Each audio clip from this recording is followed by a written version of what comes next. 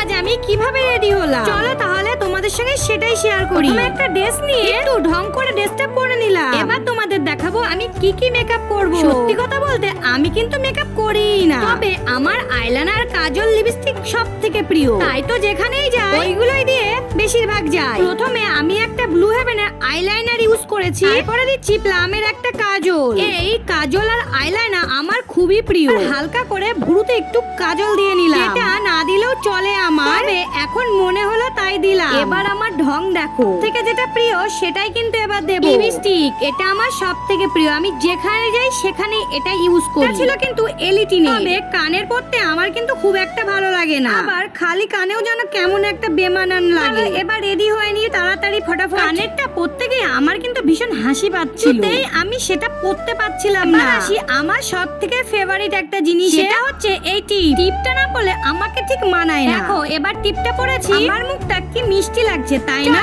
এবার চুলটা ছেড়ে দিয়ে একটু ঢং করা যায়। ঢং করতে গিয়ে হঠাৎ আমার মনে পড়লো আমি ঘড়িটাই পরিনি, তাই তাড়াতাড়ি করে ঘড়িটা পরে নিলাম। ওই যে যা কাজ আমার, ঘড়িটা আমি কিছুতেই পরতে পারছিলাম না। যাই হোক ফাইনালি এবার পরে নিলাম। এবার পালা হচ্ছে আমার, যেটা দিয়ে এই সাজটা কমপ্লিট হবে। দুটো বডি স্প্রে নিয়ে ভাবছি কোনটা দিলে ভালো হবে, তবে ব্ল্যাকের চেয়ে হোয়াইটটাই আমার প্রিয়, তাই বেশি কথা না বলে হোয়াইটটাই আমি দিয়ে নিলাম। চলো এবার তোমরা ফটাফট বলে নাও আমাকে কেমন লাগছে।